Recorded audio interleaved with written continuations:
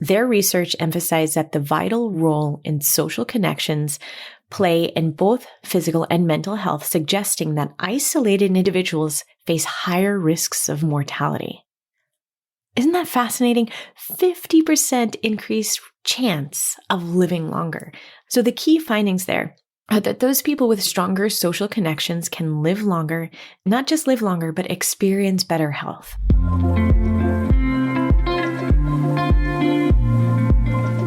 Welcome. Stick around if you want to learn about the art and philosophy of beautiful movement mixed with evidence-based exercise science. We'll be having tough and inspiring conversations with other coaches, experts, artists, and athletes. Our goal is to challenge myths, explore concepts, and engage in healthy debate as we dive deep with intrigue and curiosity. I'm your host, Hannah Deutscher. I've been teaching dance, Pilates, and yoga for over 2 decades. And what I've learned is that movement can be the joy that integrates us all together. When we can trust and express ourselves through our bodies, we are unlimited in our ability to change ourselves and our communities for the better. We, as movement teachers and coaches, have the power to help people experience this for themselves. Okay, everyone, let's dive in. Exchanging ideas and changing people's lives one session at a time. This is the Pilates Exchange. Welcome back to the Pilates Exchange, everyone. I'm really glad you're here. So this month's theme has been share the love, and that means a lot of things to me. But this particular podcast, we're going to be talking about the power of social connections and how those social connections can impact your workout. I do think that group fitness can be something really special. So group fitness for me is anything that you're doing within, it could be your yoga classes, your Pilates, your bar, specific to having an experience together. I'm not talking about going into the gym and just having your, filming your workout for social media or just doing your own thing. That has value. Okay. I'm not saying that doesn't have value, but specifically I'm looking for these social connections that are really unique in the course realm and in the studio, in the group fitness experience. Now, group fitness can also be working with a team of people. So maybe it's your running club. It doesn't have to be Pilates. It doesn't have to be in that sort of led thing, but it's really those connections. Let me tell you about one of my most powerful connections. I've had a lot of different working out group experiences, right? Because I was a dancer for so long. So of course I've had lots of those types of experiences, but it was the group that I ran the marathon with. I used to run, I don't run anymore. And I don't run any long distances anymore, but I trained with a group that was a long time ago, 2008. Oof. Long time ago. Team in Training, it's called. And it was one of the most magical experiences because I made friends on these long runs that just were so incredibly deep. I really needed that at that point in my life. So just spending those hours sweating together, trudging through I ran it in Seattle, so trudging through the mud and the rain and the dark and all that really bonded some amazing friendships. And I'm so thankful for them. But today, we're really focusing on the importance of social connections in your own fitness journey. We're going to talk about explore the science behind why working out with others can improve your own health, your own motivation, and long-term success, which I find super interesting. Social connections. I know it seems like a little woo-woo kind of theme, but it's really critical for your mental and your physical health. There's a lot of research that shows how important those social connections are. Actually, it is one of the pillars of lifestyle medicine when we're talking about how can we build a healthy lifestyle, and social connections is one of those pillars.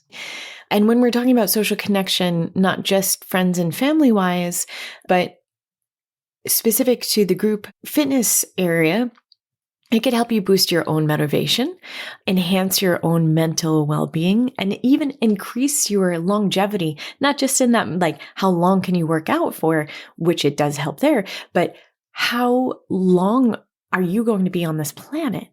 That's incredible to me, how meaningful that is.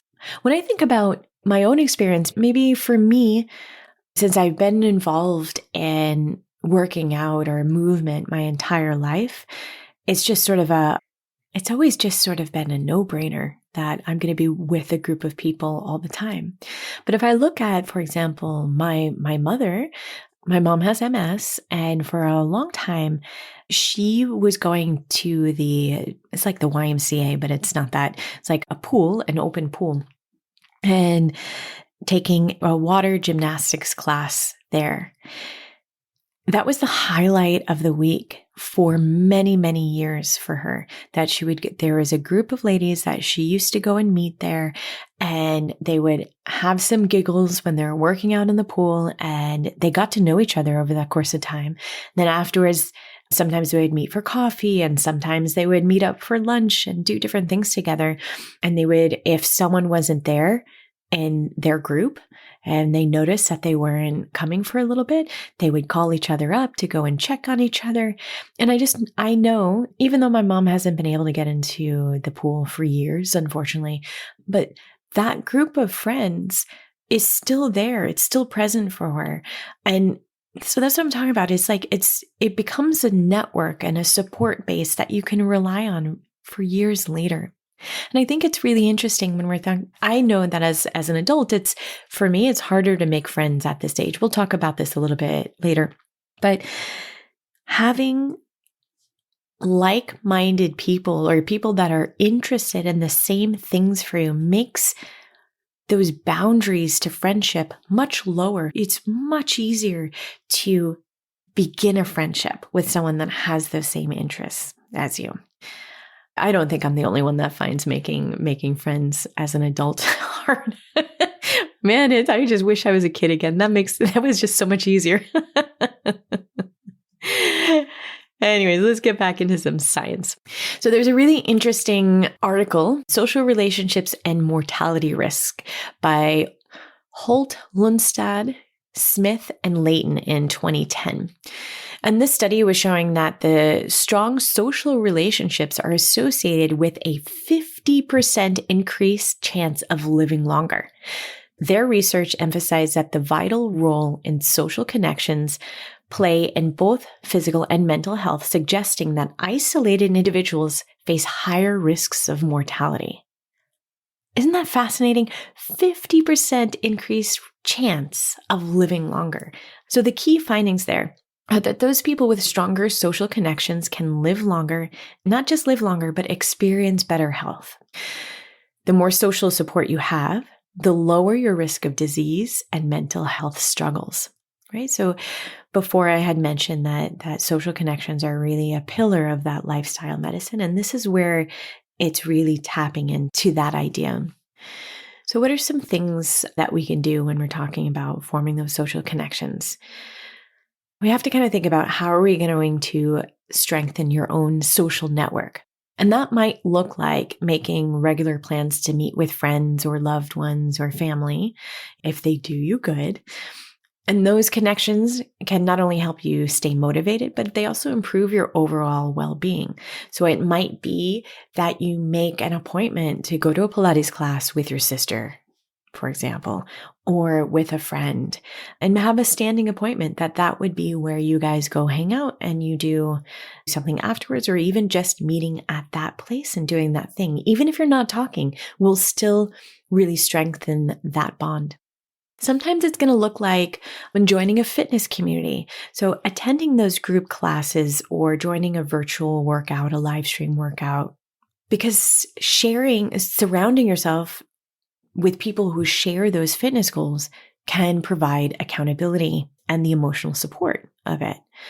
When we make fitness social, so by inviting friends or family members to work out with you regularly, or even just that accountability, it's going to help you also with your own accountability, because you're going to want to show up for that other person. Sometimes it's easier to show up when you know that someone is there waiting for you than if you just do it on your own. I don't know why that is, but that is definitely the case on my side of things. There was another really nice study about, and title, Exercise and Social Interaction by Blumen in 2010. And that study highlights that social support is really key to maintaining a regular exercise routine. That when people work out in social environments, they get better mental health outcomes, their higher adherence to exercise, and in general, it's just going to be a more enjoyable experience. One of their key findings was that people who work out in groups or with a buddy are more likely to stick to their goals, and that the extra social support can improve mood, reduce stress, and just enhances the physical benefits of exercise. So it's like getting a double whammy in there. And I'm a person that anytime that I can slightly even reduce my own stress, I'm in on it. I don't know about you, but my stress levels are so high. So any chance that I can get just to reduce it a tiny bit makes a difference. So what are some things we can do? Well, getting a workout buddy. So maybe it's not necessarily even a good friend yet, but maybe it's a workout colleague, maybe from work that you work out with regularly. And maybe that shared experience will help motivate you to stay on track and make fitness more fun. Like I said before, those group fitness classes, group Pilates classes, yoga, whatever makes your heart happy. When you're going into there and you're interacting with others, put down your phone, talk to someone. That really helps foster that connection and is going to make it easier to connect. I know a lot of us, when we get nervous and we don't know that many people, we're often just scrolling on our phones. And I'm going to say, please put your phone down and search out, even though it's a little bit scary sometimes, search out for that connection. It's going to help so much.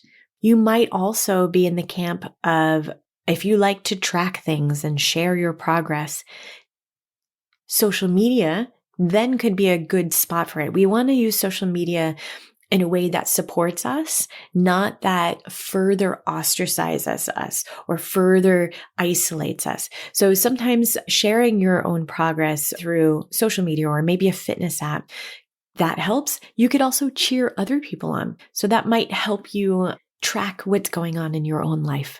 All of these ideas, and you have to make them work for you. You might love the idea of tracking things on social media, or that might be totally repulsive for you. It's so incredibly individual. So if something is really super scary, maybe that's not what you want to do.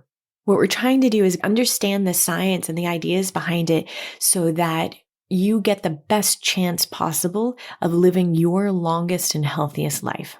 So if we look at another research paper, Oxytocin and Social Bonding from 2010. I'm going to link all of these down below in your show notes so you can check them out. Now, this one was fun because we're talking specifically about the hormone that's released, oxytocin, during positive social interactions, such as exercising together. And this particular hormone helps reduce stress. It promotes trust and strengthens bonds. So when you work out with others, your body releases this hormone and it creates just an overall sense of well-being.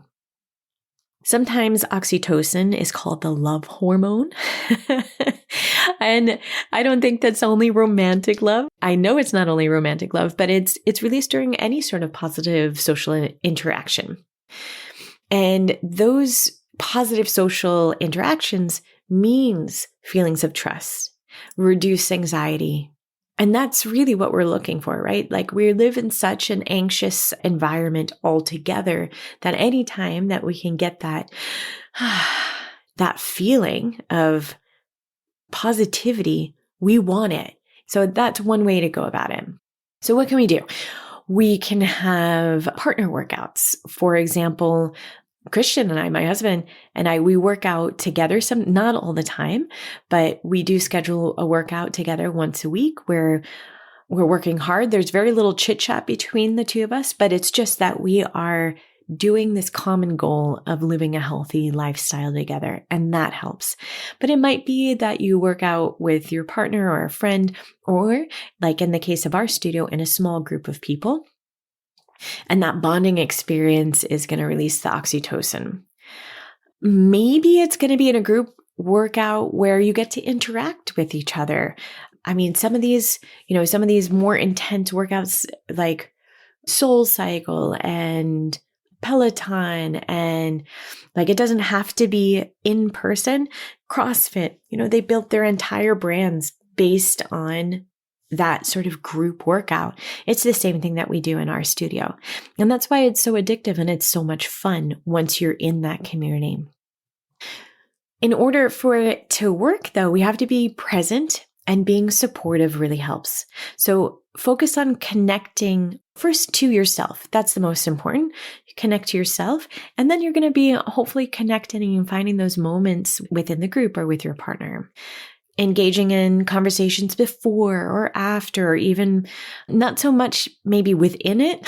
I'm saying that for all of my teachers out there, because they'll kill me if you're having big conversations in the middle of the class, because that's really hard for us teachers.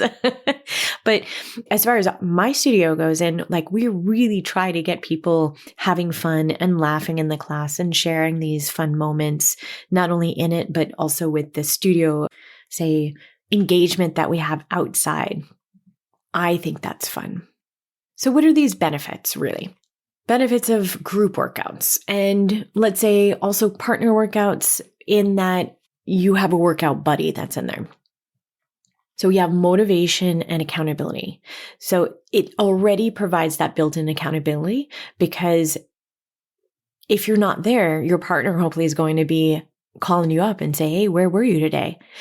That helps you stay motivated, and through that camaraderie is really fun. It's going to help build emotional bonds. That's going to be a deeper emotional connection, whether it's through shared experiences, mutual encouragement, or just simply spending time together. So it makes it feel less like a solo sludge through just to get it done. And it feels like you're working on something that's worthwhile together. There's a sense of belonging and community.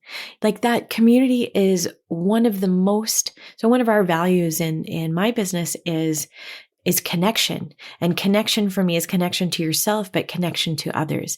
It's that community that's there. It creates a sense of belonging. That social connection, that belonging is absolutely essential for mental health. And let me circle back, because I'm talking, up to now I've been talking about your own friends that are within your group right now, like get a work colleague or pull a friend in or a family member.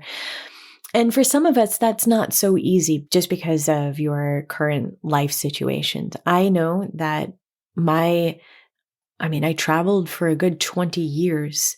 So every year, at least, I was moving into a new city and having to make new friends. And it was very hard emotionally and very taxing on me. And what I found is that I would always set myself up for success by trying to join a community right away. So at the beginning, it was the yoga studio, then it expanded into Pilates and dance. And within the first week of whenever I moved, I was finding a place where I can work out with other people. Because, like I said before, making new friends can be really challenging. And a group fitness class or training, it offers an excellent opportunity to meet new people in a comfortable and hopefully supportive environment where everyone is sharing the common goal. Everyone's trying to improve their health, whether it's mental health or physical health, all of that. There was a nice article in the Journal of Health Psychology. The title is The Psychology of Group Fitness: Why It Works for Making Friends as Adults.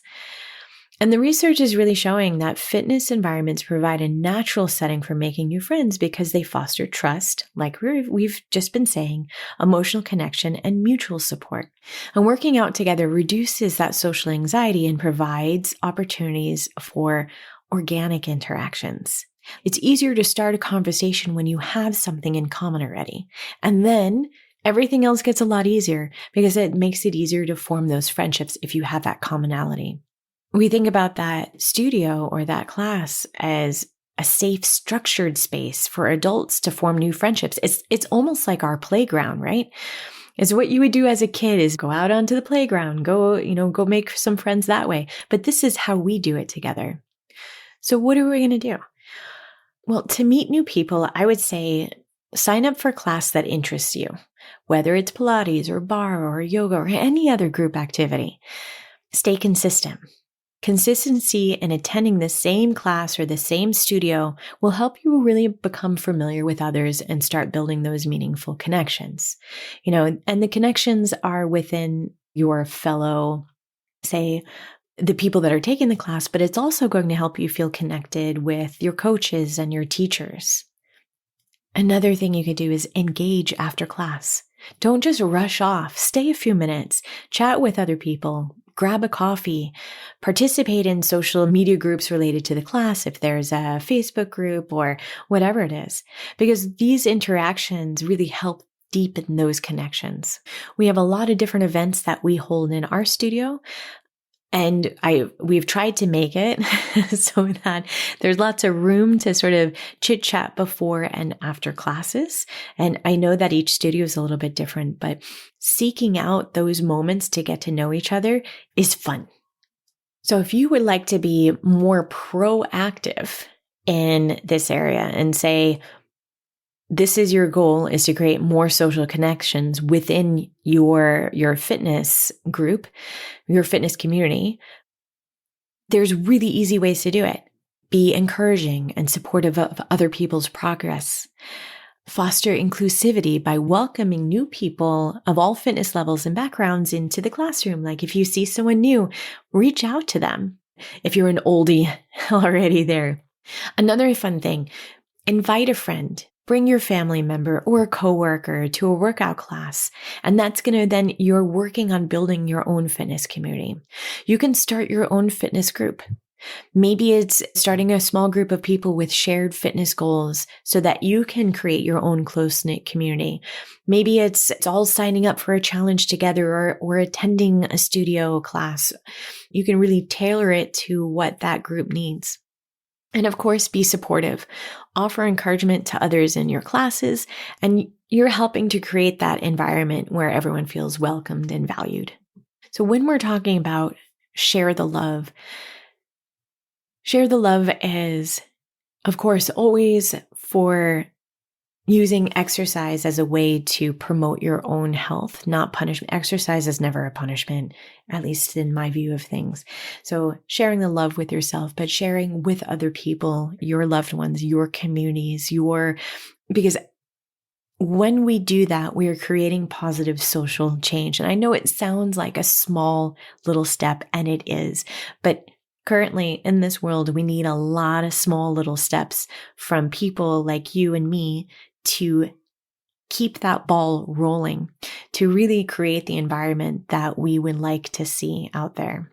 I hope that these tools were a little bit helpful, or at least make you think about how it could be in your own personal health journey. If you're a teacher out there or studio owner and you're looking for tips how to create meaningful community with your own studios, please send me a message. I could do a whole episode just on how we're doing it in our studio and our online communities, and I'd love for you to be a part of that. So as we go through February, think about sharing the love, and I'm wishing you a wonderful rest of your day. Thank you so much for joining us today. I hope you enjoyed the conversation. A great cost-free way of supporting us and the podcast would be to give us a 5-star rating. You can also look down into the show notes and grab any one of the free resources for teachers. I hope to see you next week on the Pilates Exchange. Happy teaching, everyone.